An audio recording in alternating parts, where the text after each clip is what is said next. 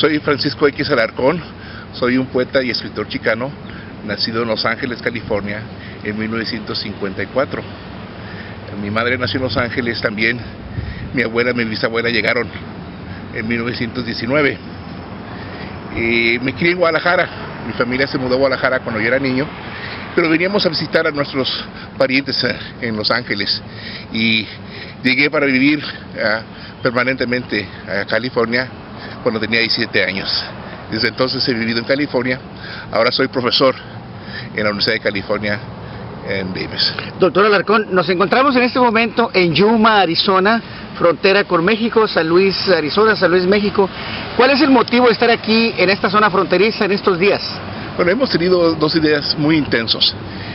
Fui parte de un programa que se llama Programas de Poetas Migrantes, y Poetas Migrantes es el 5º año que se está celebrando este encuentro de poetas chicanos y poetas mexicanos.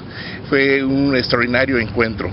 Yo hice talleres también para niños, di 2 presentaciones en la Biblioteca Pública de San Luis, en la zona de Arizona, y después ayer tuvimos también presentaciones en San Luis, Río Colorado, lectura de poesía y realmente exhibición de libros, y tuvimos a un gran poeta que se llama Juan Bañuelos, que fue una realmente extraordinaria presentación que hizo en la Universidad Estatal de Sonora y también en el Teatro del Centro Cultural de San Luis Río Colorado.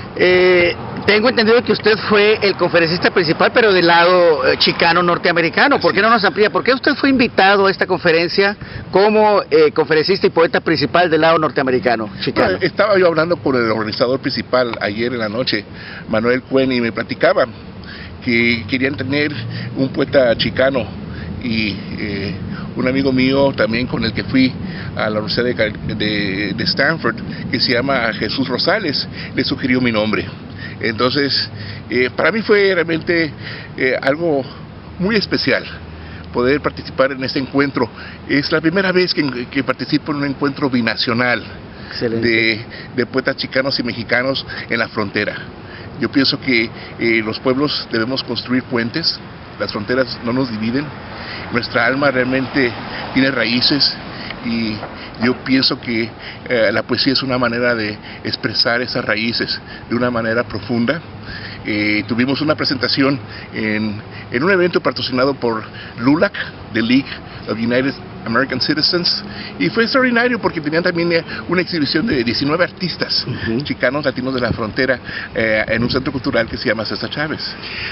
Yo creo que la invitación, como conocedor yo aquí de la literatura y la poesía chicana, que también se le hace a usted, profesor Alarcón, es porque usted es una de las figuras vivas que representan a la poesía chicana contemporánea, junto con Tino Villanueva, alurista. ¿Cuál es el estilo y el mensaje de su poesía que lo ha llevado a este nivel de ser representante de la poesía chicana contemporánea? Pues yo pienso que mi poesía, yo escribo principalmente en español, pero también en inglés y también en la lengua náhuatl, la lengua de los aztecas. Y soy miembro de una generación realmente posterior a la primera generación de poetas chicanos, ¿no? Que tenemos a Lurista, José Montoya, Tino Villanueva, Abelardo Delgado, Ricardo Aguilar. Y viene pues la segunda generación de poetas, y entre ellos va Lorna Díaz Cervantes, Víctor Martínez y yo mismo. Y yo pienso que mi poesía es una poesía que está reflejando la problemática social. Yo pienso que entre menos más. Mi poesía es una poesía con versos breves, concretos. Estoy muy influido por la poesía norteamericana también, como E. Cummings, que con muy pocas palabras puede decir muchísimo. Ahora, siempre en mi vida estoy influido por la poesía japonesa, los haikus, las saigas. La idea de que con muy pocas palabras podemos expresar muchísimo. Y también he dedicado parte de mi labor literaria a escribir libros para niños. Esto lo he hecho porque pienso que tenemos que construir también puentes a la nueva generación, comunicar el conocimiento que tenemos a los niños y jóvenes que vienen en el futuro. Tuve dificultades de publicar mi primer libro para niños, que se llama Jitomate y Risueños y otros poemas de primavera, porque me decían que no era posible publicar un libro en español y en inglés, que era difícil vender un libro de poesía para los niños, pero resulta que cuando publiqué mi primer libro, recibió muchos premios literarios como obra literaria, y también también tuvo muchísimas ventas. He hecho ya 6 textos de libros para niños y se han vendido 250,000 copias de estos libros. Esto implica que existe una necesidad y un mercado para libros infantiles escritos en español y en inglés para niños. Somos 54 millones de latinos en Estados Unidos y la mayoría de esa población son jóvenes y niños. Entonces yo pienso que el futuro de la literatura infantil escrita en español es muy vasto. ¿En estos libros infantiles usted incluye sus poesías o son narraciones breves, cortas? ¿Cuál es el estilo de estos libros infantiles? Te voy a mostrar algunos de estos textos para que te des cuenta cómo funcionan. Este es, por ejemplo, este es mi primer libro para niños, que se llama Los Jitomates Risueños. Sí. Y entonces, si abres el libro, vas a encontrar, en contraste de otros libros que tienen una página con el título, tiene un poema y dice: A poem makes us see everything for the first time. Un poema nos hace ver todo por primera vez. Entonces la idea era tener un libro donde no exista principio y donde no exista final. Y el primer poemita es una niña que está en una almohada. Fue ilustrado por una gran artista chicana que se llama Maya Cristina González de San Francisco, y el poema dice: Roots, I carry my roots with me all the time. Rolled up, I use them as my pillow. Entonces, para mí, escribir libros tenía que ser una celebración de la cultura, una celebración de la memoria, de la familia. Este es un poema que quiero leer para los niños. Lo leí ayer en varias ocasiones. Dice: las canciones de mi abuela compartían el ritmo de la lavadora, transformaban la cocina en una pista de baile, consolaban las sillas patas arriba, alegraban los retratos colgados de la familia, arrullaban las sábanas en el tendedero, le daban sabor a los frijoles de olla. Las canciones que cantaba mi abuela eran capaces de hacer salir a las estrellas, convertir a mi abuela en una joven que de nuevo iba por agua al río y hacerla reír y llorar a la vez.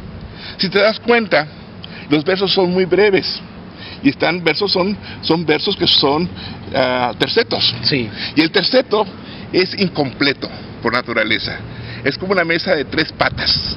Y yo estoy de acuerdo con Julio Cortázar, que dice que el lector debe ser un cómplice del autor. Entonces, para mí, el poema no está completo. Es el lector, el oyente, el que lee, el que escucha el poema, que tiene que completar el poema en su propia imaginación, en su propia cabeza. Entonces, el autor y el lector nos convertimos en cómplices. Es usted un poeta muy versátil, que domina muchas técnicas y muchos géneros y mensajes. Por ejemplo, el mensaje social, el mensaje infantil, pero también el mensaje indígena. ¿Por qué no nos habla y nos amplía? ¿Por qué usted incluye estos temas prehispánicos en su poesía, doctor Alarcón? Bueno, yo pienso que es importante la inclusión de la memoria ancestral. Mi abuela era una indígena náhuatl y ella vivía en Jalisco. Hay un pueblo que se llama Tuxpan, y en el pueblo de Tuxpan se habla náhuatl. Y entonces ella originaria de ese pueblo, y entonces yo aprendí desde niño y no me di cuenta de la importancia que tenía esa lengua hasta mucho después. Recibí una beca Fulbright de la Universidad de Stanford cuando era estudiante graduado, y me pasé 1 año y medio en México y fui al Instituto de Estudios Náhuatl en la Universidad Nacional Autónoma de México y tomé cursos de náhuatl y me pasé 4 años conjugando los verbos en mi memoria, y entonces escribo a veces textos en náhuatl y en inglés, y lo que hago es incluir esos textos. Pero hay un texto, por ejemplo, que tiene que ver con plantar el maíz, y en un libro que publiqué que se llama Snake Poems, An Aztec Invocation, puse el texto en español, luego puse el texto en inglés. Y esta es la traducción para niños del mismo texto, fíjate. Es un texto que tiene que ver con plantar el maíz, y viene de la colección de Jitomates Risueños. Y entonces vemos, ¿va? En el texto en náhuatl dice: no maca nehuatl, nitla macasqui, ni ochomoco, ni zipatonas, ni tlatatecutli, ni nahuatecutli. Y es un poema que habla sobre la primera mujer, el primer hombre, las 4 direcciones, los 4 colores. Y es un poema en náhuatl. Y lo que hice yo es hacer esta versión para niños, Sí. en español y en inglés. En español dice: Oda al maíz, padre, madre, regalo del sol, tierra, agua, aire, luz. Como las razas del mundo te apareces, negro, amarillo, rojo y blanco.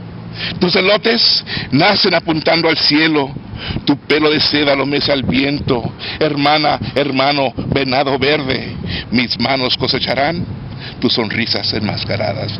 Entonces, para mí, los elotes, cuando están cubiertos de hojas, y cuando los descubrimos, los elotes son, cada uno de los granos del maíz es un diente, es una sonrisa. Sí. Yo llevo aquí un collar regalado por un amigo mío huichol, que es Mazatl.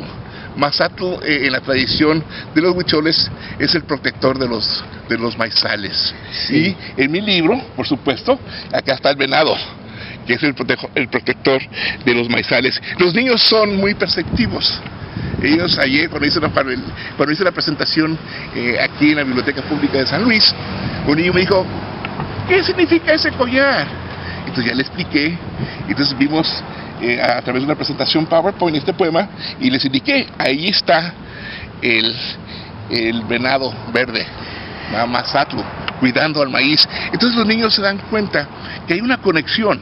El maíz viene de una tradición milenaria que se remonta 3.000, 4.000, 5.000 años de historia. Nuestra comida, las tortillas. Yo les decía a los niños, decía: este es un poema, y decía: escuchen el poema, y torteaba yo con las manos. Sí, sí, sí. Y el poema dice: tortilla. Cada tortilla es una sabrosa ronda de aplausos para el sol. Y entonces comenzamos a ver que existe esta correspondencia entre el mundo actual y el mundo ancestral. Mi poesía es un viaje a través del tiempo, a través de la memoria y a través del espacio. Yo pienso que la poesía realmente es mágica, y la poesía es una manera de subirnos a una alfombra mágica donde la página se convierte en esta alfombra y podemos irnos. Finalmente, sabemos que usted es director del programa de español para nativohablantes en UC Davis. ¿Por qué no nos envía un mensaje a los estudiantes latinos que estudian en español, o estudiantes en general que estudian el español en Estados Unidos, para concluir esta entrevista? Muy bien, yo pienso que realmente el español es una lengua tan importante. Es un vínculo, es una puerta que se abre. Realmente es una gaviota con alas abiertas que nos puede realmente transformar en seres que somos balanceados. Yo pienso, es un mensaje que tengo para no únicamente los niños, sino para todas las personas. El hablar el español nos comunica con una gran tradición humana. Es una de las grandes tradiciones de la humanidad, que somos 21 naciones. Yo incluyo a los Estados Unidos como una de esas 21 naciones. Hay más hispanohablantes en Estados Unidos que en cualquier otro país excepto México. Somos 54 millones de latinos en Estados Unidos. La mayoría tenemos conexión, ya sea directa o indirecta, con el español. Por lo tanto, el español es parte de nuestra tradición. Yo insisto y soy muy terco en querer continuar hablando español, soñando en español, viviendo en español, escribiendo en español, y muchas antologías de poesía norteamericana, de Estados Unidos, de California, me van a ver, y me van a ver con los textos en español, en inglés y en español, porque insisto, y yo digo, si me van a publicar, quiero que me publiquen en las dos lenguas. Y a veces me arguyen, y digo, ¿no es el español una lengua también de Estados Unidos? ¿No es el español parte de nuestra tradición? ¿No somos nosotros, los latinos, también parte de nuestra cultura literaria de Estados Unidos? Creo, y ahora no tengo problemas. Francisco Alarcón sin el español no es Francisco Alarcón. Entonces soy un poeta bilingüe. Muchísimas gracias. Déjeme hacer una toma aquí juntos para enlazar aquí nuestras preguntas y sus respuestas. Muchas gracias. Muchas gracias, Manuel. Sí, hasta luego.